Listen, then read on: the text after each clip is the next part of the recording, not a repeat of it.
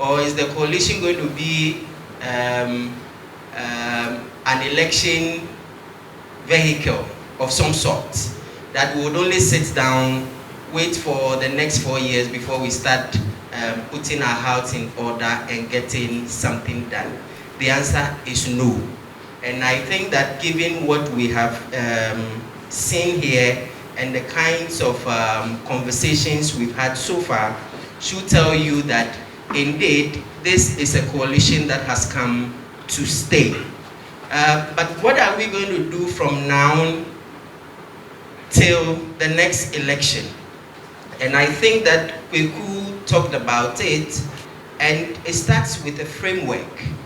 And quite a number of you may already know that issues of mis and disinformation are perhaps the greatest threat. And this has already been confirmed. And so once it's a threat and we are fact checkers, we need to deal with it. How do we deal with it? We know there's a new government that it's in place.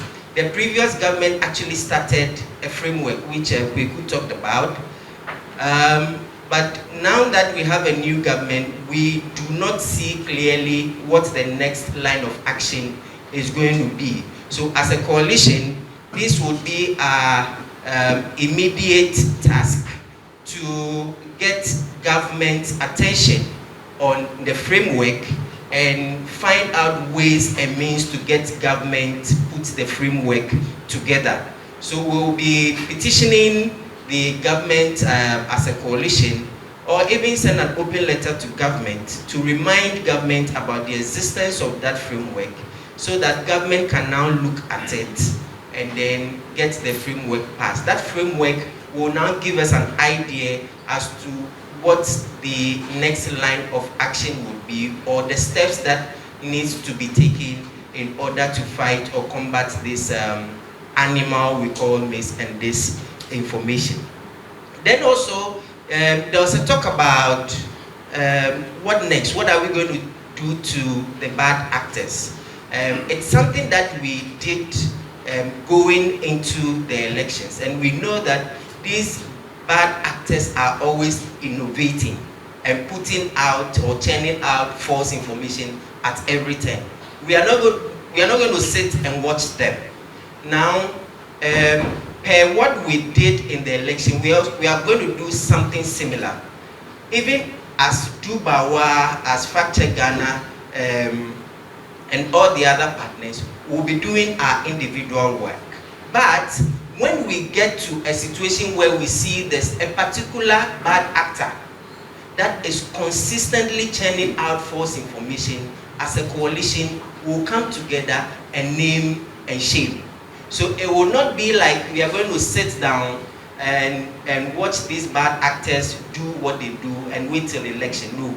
We are going to monitor and fact check, but consistently when we see a particular profile that is or continuously shares those false information, it is something that we will, as a matter of urgency, issue a statement as a coalition and then name and shame them as well.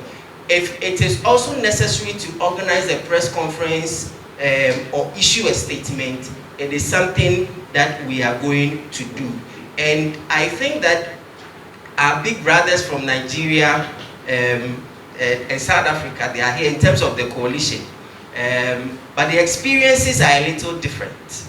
So for other countries that will hope to have a coalition of some sort for their election, I think Ghana is ready to share the experiences that we had in the Ghana election with other African countries as well. So this is something that we, the coalition members, have also taken it upon ourselves to share our experiences that we had in the Ghana coalition to other brothers and sisters across the Africa sub-region. So basically, these are some of the things that we have taken into consideration and we will be doing. And then finally, we will definitely and formally present this to the National Media Commission, and then I'm sure you can take it on from there as well. So please, this is just an assurance that we are not going to sleep.